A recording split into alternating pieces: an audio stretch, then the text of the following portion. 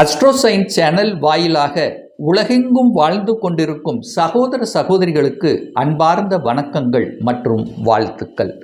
இன்றைய பதிவு செப்டம்பர் மாத ராசி பலன்கள். முதலில் இந்த மாதத்துக்குரிய கிரக நிலைகளை பார்க்கலாம். சனி பகவான் வக்ரம் அடைந்து மீனமனையிலே அமர்ந்திருக்க போகிறார். குரு பகவான் மிதுனத்திலும் வீற்றிருக்க, செவ்வாய் பகவானுடைய பயிற்சியானது இந்த மாதம் நடக்க இருக்கிறது. எப்போ? செப்டம்பர் மாதம். சரியாக சொல்லப்போனால் இந்த செவ்வாயினுடைய பெயர்ச்சி 13/9/2025 அன்று கன்னி மனையிலிருந்து துலாம் மனைக்கு பயிற்சியாகிறது. அதே போல சுக்கிர பகவானும் கடகத்திலிருந்து சிம்மத்துக்கு பயிற்சியாகிறார் 15/9/2025. அதே போல் புதன் பகவான் சிம்மத்தில் இருக்கார் அல்லவா, தனது அந்தி நட்பு வீட்டில் அந்த புதன் பகவானும் பெயர்ச்சி அடைந்து கன்னி மனைக்கு உச்ச வீட்டில் போய் அமரப்போகிறார் 15/9/2025. அதே போல் ஆட்சி பலத்தோடு இருக்கக்கூடிய சூரிய பகவான் 17/9/2025 அன்று கன்னி மனைக்கு பயிற்சியாகிறார். இந்த ராகு பகவான் கும்பத்திலும் கேது பகவான் சிம்மத்திலும் வீற்றிருக்க போது. ஸோ இந்த செப்டம்பர் மாதத்தின் தொடக்கத்திலேயே சந்திர பகவான் மனோகாரகனான சந்திரன் தனுசு மனையில் இருக்குது. ஸோ இதுதான் இந்த மாதத்தினுடைய கிரகமைப்பு. இந்த கிரக அமைப்புகளை வைத்துக்கொண்டு இந்த செப்டம்பர் மாதம் என்ன நடக்க போகுது, என்ன மாதிரியான நல்ல விஷயங்கள் உங்களுக்கு கொடுக்க காத்து கொண்டிருக்கிறது என்பதை பற்றியும், இந்த மாதம் எந்த தெய்வ வழிபாடு வழிபட்டால் நமக்கு சிறப்பு என்பதை பற்றி இந்த பதிவில் நம்ம டீட்டெயிலாக பார்க்க போகிறோம்.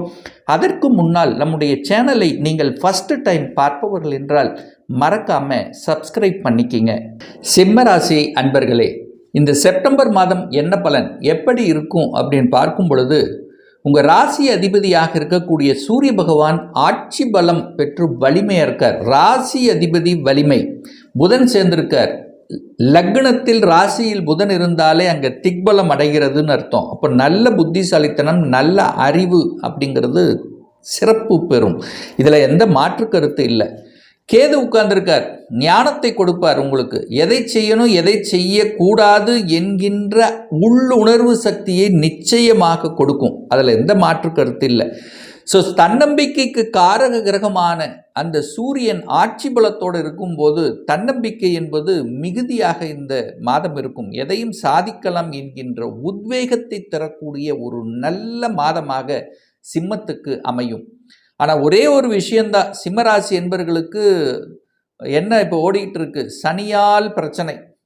சனிதான், அஷ்டம சனி ஓடிக்கொண்டிருக்கிறது. அப்போது இந்த சிம்மராசி என்பவர்கள் ஒரே ஒரு விஷயத்தில் மட்டும் கவனமாக இருக்கணும். சனியால் அஷ்டம சனி மனம் சார்ந்த விஷயத்தில் கன்ஃபியூஷன் பிரச்சனைகளை கொடுக்கும். மனம்தான் பிரச்சனை. மனதில் ஒரு சாட்டிஸ்ஃபேக்ஷன் இல்லாத தன்மையை மட்டும் கொடுக்கும், அவ்வளோதான். மற்றபடி பெரிய பாதிப்பு என்பது இல்லை.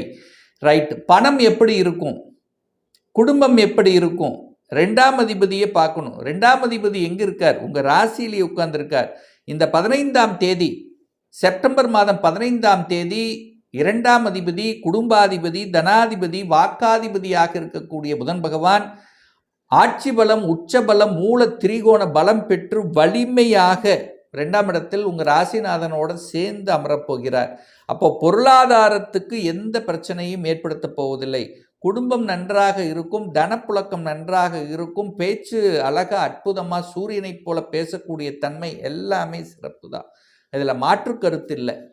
ஆனால் சனியால் பிரச்சனைன்னு சொல்லிட்டேன் முன்னாடியே. சனி 8ஆம் இடத்தில் உட்கார்ந்துருக்கார், அட்டமஸ்தானத்தில் உட்கார்ந்துருக்கார். நேர தனது சமசப்தம பார்வையாக குடும்பஸ்தானத்தை பார்க்குது.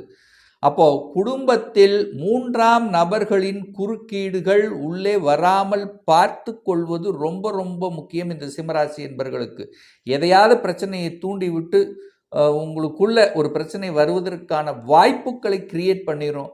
ஸோ அதில் கவனமாக இருக்கணும். பணம் கையாளுகின்ற விஷயத்தில் கவனமாக இருக்கணும். வாக்கு விஷயத்திலும் கவனமாக இருக்கணும். ஏன்னா செவ்வாய் வேற இங்கே இருக்கார். அப்போ செவ்வாய்ங்கிறது கோபக்காரன், டக்குன்னு கோபம் வந்துடும், டக்குன்னு எதையாவது திட்டி போடுவீங்க. அப்போ அதனால் எதையாவது மன கஷ்டங்கள், மன சங்கடங்களை கொடுக்கக்கூடிய அமைப்பை உருவாக்கிறோம். ஸோ இதில் மட்டும் கவனமாக இருந்தால் போதும். மற்றபடி பொருளாதாரத்துக்கு எந்த பிரச்சனையும் இல்லை. வளைவு நெளிவு சுழிவாக இடத்துக்கு தகுந்த மாதிரி செயல்படணும் என்பதை ஞாபகத்தில் வைத்து கொண்டாலே போதும். இந்த சிம்மராசி என்பர்கள் பெரிய பாதிப்பு ஒன்றும் ஏற்படுத்த போவது இல்லை. 3ஆம் அதிபதி முயற்சி ஸ்தானத்தின் அதிபதியாக இருக்கக்கூடிய சுக்கிர பகவான் 12இல் அமர்ந்திருந்தாலும் உங்கள் ராசியில் வந்து அமர்கிறது. 3ஆம் இடத்தை குரு பகவானுடைய பார்வை செலுத்துவது சிறப்பு. அப்போ தன்னம்பிக்கை காரக கிரகம் ஆட்சி பலம். 3ஆம் இடத்தை குரு பகவான் பார்க்குது. பிரயாணங்கள் ஏற்படுத்தும். வியாபாரம் சார்ந்த விஷயத்தில் சில யுக்திகளை கையாளக்கூடிய தன்மை, அறிவு சார்ந்த விஷயத்தில் புலமைகள் அதிகப்படுத்தும். நிறைய ஞானங்கள் வெளிப்படுத்தும். அதாவது நிறைய அனுபவ பாடங்களை கொடுக்கும் இந்த சிம்மராசி என்பர்களுக்கு அப்படின்னு எடுத்துக்கலாம். அடுத்து ஒரு நல்ல குட் நியூஸ் என்ன, குரு 5ஆம் இடத்தை பார்க்குறார். 5க்குரியவன் 5ஆம் இடத்தை பார்ப்பது ஒரு அற்புதமான ஒரு தன்மை. உங்கள் ராசிநாதன் ஆட்சி பலம். புதன் பகவான் தனாதிபதி, லாபாதிபதி, உச்சபலம். ஸோ இப்போ இது என்ன ஆகுது அப்படின்னா, உங்களுக்கு லாபத்தை எதிர்பாராத விதத்தில் லாபத்தை கொடுக்கும். செய்யக்கூடிய தொழில்களிலோ வேலைகளிலோ பணத்துக்கு எந்த தட்டுப்பாடு இல்லை. ஆனால் கையாளுகின்ற விஷயத்தில் கவனம். இதை தான் திருப்பி திருப்பி சொல்கிறேன், கையாளுகின்ற விஷயத்தில் கவனம். 5ஆம் இடம் சூப்பராக இருக்குது. திடீர் ப்ரமோஷன் ஒரு சிலர் கிடைக்கும், திடீர் இடமாற்றம் கிடைக்கும், அடிஷ்னல் ரெஸ்பான்சிபிலிட்டி இருக்கும்.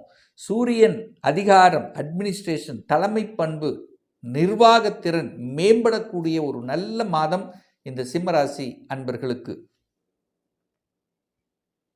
அடுத்த ஒரு நல்ல செய்தி, குழந்தை பாக்கியம். இந்த சிம்மராசி என்பர்களுக்கு குழந்தை பாக்கியம் கிடைப்பதற்கான அத்தனை அனுகூல வாய்ப்புகள், சந்தர்ப்பங்கள் இந்த மாதம் செப்டம்பர் மாதம் உருவாக்கும். ஸோ அதில் தடை என்பது இல்லை. குழந்தைகள் நலன் சார்ந்த விஷயங்கள் திருப்திகரமாக இருக்கும். ஏன்னா அதே குரு தான் உங்களுக்கு 8ஆம் அதிபதியாகவும் வருவார். காதலுக்குள்ளேயும் கொண்டு செல்லும், அதுக்குள்ள பிரச்சனையும் உருவாக்கும். 2 வேலையும் சேர்த்து செய்யும்.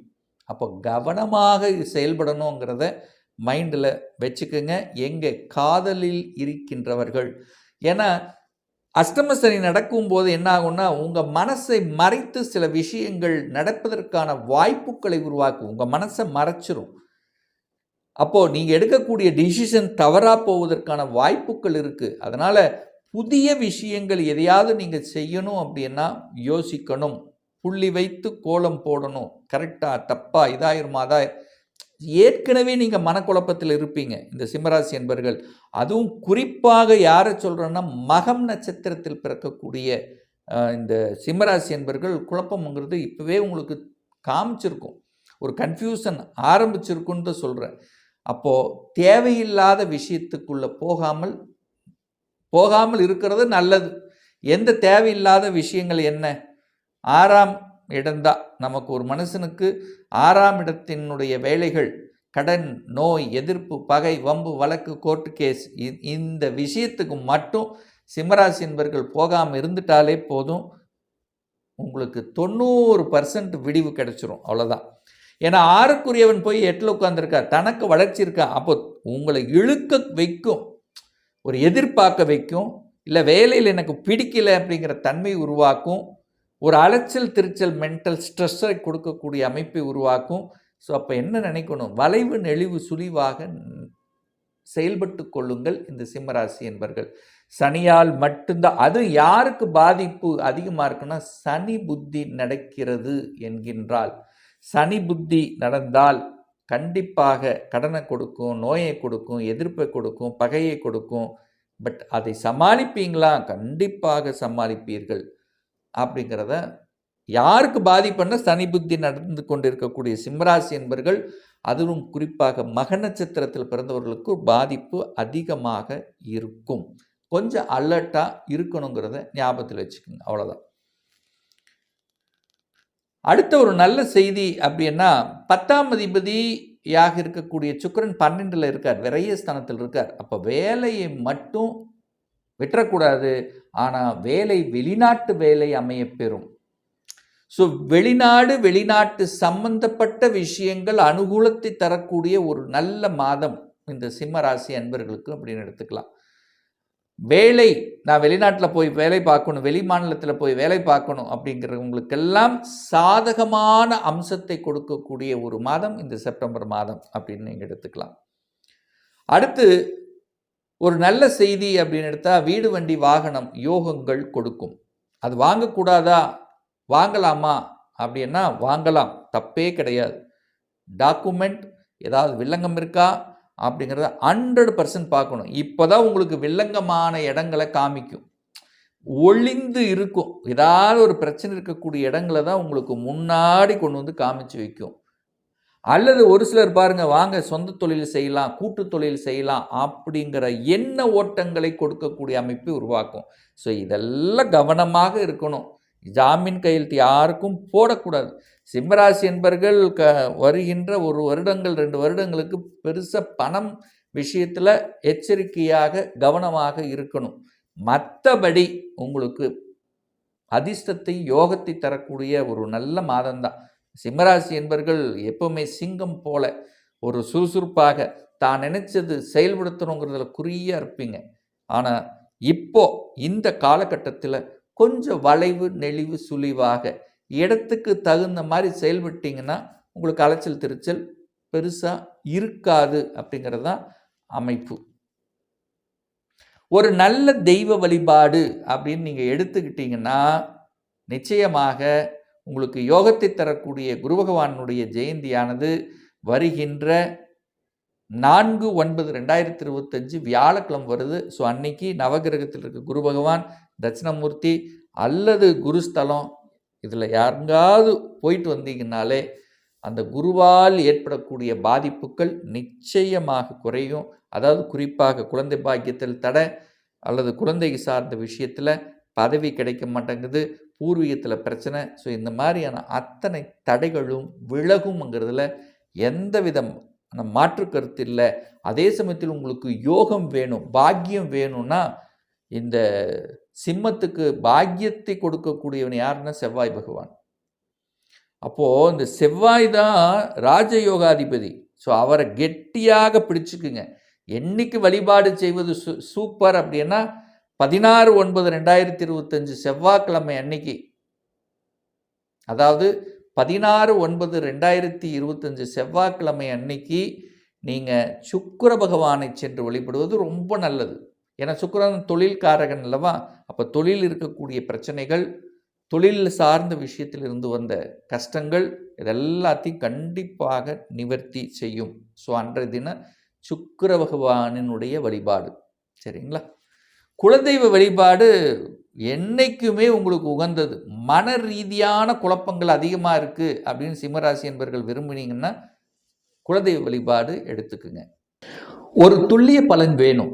நம்முடைய ஜாதகத்தில் கிரகங்கள் எப்படி இருக்கு, என்ன ஆதிபத்தியம் பெற்றிருக்கு, எந்த டிகிரியில் அமர்ந்திருக்கு, இப்போ நடப்பு தசாநாதன், புத்திநாதன், அந்தரநாதன், சூட்சமநாதன் எப்படி இருக்கு என்பதை பொறுத்து நீங்கள் கேட்கக்கூடிய எந்த கேள்வியாக இருந்தாலும் சரி, இந்த வருடம் 2025 சொந்த தொழில் செய்வதற்கான கொடுப்பினை இருக்கா, அப்படி இருக்கக்கூடிய பட்சத்தில் எப்போ நம்ம சொந்த தொழில் செய்யலாம், அப்போ விதியில் சொந்த தொழில் இருக்கா இல்லை வேலை செய்யக்கூடிய அமைப்பு இருக்கா, திருமணம் தடைப்பட்டு கொண்டே இருக்கு, எப்போ தான் நமக்கு திருமணம் நடக்கும், லேட்டாக நடக்குமா இல்லை குயிக்காக நடக்குமா. ஸோ இந்த திருமணத்தை பற்றிய அத்தனை விஷயங்களும், என்ன கோர்ஸ் எடுத்து படித்தா நமக்கு ஃப்யூச்சர் நன்றாக இருக்கும், எப்போ நமக்கு ப்ரமோஷன் கிடைக்கும், எப்போ குழந்தை பாக்கியம் கிடைக்கும், எப்போ நான் வீடு கட்டுவேன். ஸோ இது போன்ற கேள்விகளுக்கு துல்லியமான பதிலை நம்மால் கூற முடியும். ஒரு பர்சனல் கன்சல்டேஷன் எடுத்துக்கணும், ஒரு சுய ஜாதகம் பார்க்கணும் என்று விருப்பமுடைய அன்பர்கள் டிஸ்பிளே தெரியக்கூடிய நம்பருக்கு வாட்ஸ்அப் மூலமாகவோ ஃபோன் கால் மூலமாகவோ தொடர்பு கொண்டு நேரடியாகவோ அல்லது ஆன்லைன் மூலமாகவோ கன்சல்டேஷன் எடுத்துக்கலாம். நம்முடைய அலுவலகம் கோயம்புத்தூரில் அமைந்துள்ளது. அதாவது கோயம்புத்தூரிலிருந்து மேட்டுப்பாளையம் செல்லும் வழியில் வெள்ளக்கிணர் பிரிவு அருகில் அன்னபூர்ணா ஹோட்டலுக்கு அருகில் அமைந்துள்ளது. பிரியர் அப்பாயின்மெண்ட் வாங்கிட்டு நேரடியாக கன்சல்டேஷன் எடுத்துக்கலாம். நிச்சயமாக இந்த பதிவு ஏதாவது ஒரு ரூபத்தில் உங்களுக்கு யூஸ்ஃபுல்லாக இருக்குங்கிறதுல எந்தவித மாற்று கருத்தும் கிடையாது. மீண்டும் ஒரு நல்ல பதிவில் சந்திக்கும் வரை உங்களிடமிருந்து விடைபெறுவது உங்கள் அஸ்ட்ராலஜர் டாக்டர் சதீஷ்.